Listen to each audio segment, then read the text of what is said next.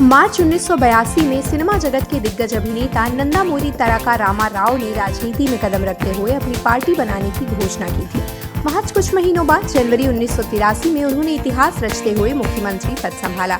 उस समय उनकी उम्र 59 वर्ष थी। दक्षिण भारत के कई सितारों ने उनकी राह पर चलने की कोशिश की, लेकिन इतने कम समय में ऐसी सफलता हासिल करने में 43 साल लग गए।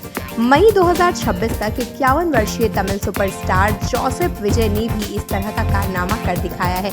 उनकी पार्टी तमिलगा वेट्री कझगम ने फरवरी 2024 में गठन के बाद तमिलनाडु चुनाव में शानदार जीत दर्ज की। एनटीआर ने 29 मार्च 1982 को हैदराबाद में तेलुगु देशम पार्टी की स्थापना की थी। उनका कहना था कि ये फैसला आंध्र प्रदेश को कांग्रेस के भ्रष्ट और कमजोर शासन से मुक्त कराने के लिए जरूरी है, जो 1956 से राज्य पर शासन कर रही है। इसके बाद उन्होंने लोगों तक अपनी बात पहुंचाने के लिए पूरे राज्य का दौरा किया। इसके लिए उन्होंने 1950 के दशक की एक मॉडिफाइड शेवरले वैन का इस्तेमाल किया, जिसमें सनरूफ, पब्लिक एड सिस्टम और लाइट्स जैसी सुविधाएं थी। 5 जनवरी 1983 को हुए चुनावों में उनकी पार्टी ने 294 में से 202 सीटें जीत ली। पार्टी बनाने के कुछ ही महीनों में एनटीआर संयुक्त आंध्र प्रदेश के मुख्यमंत्री बन गए और उन्होंने लगातार 3 कार्यकाल पूरे किए, जबकि चौथा कार्यकाल अचानक समाप्त हो गया।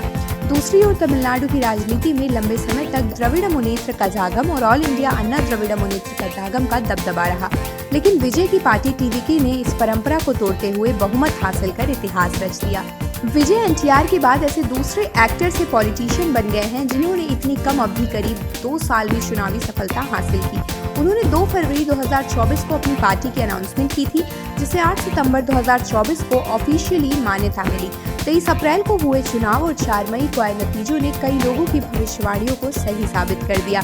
इस उपलब्धि के साथ विजय कम समय में जीत हासिल करने वाले सबसे युवा नेता भी बन गए।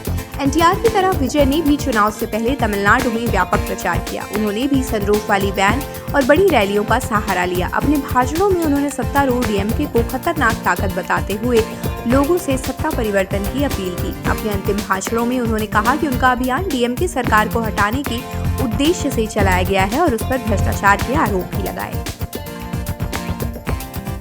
आप देख रहे हैं सौगंध टीवी, सौगंध वतन की।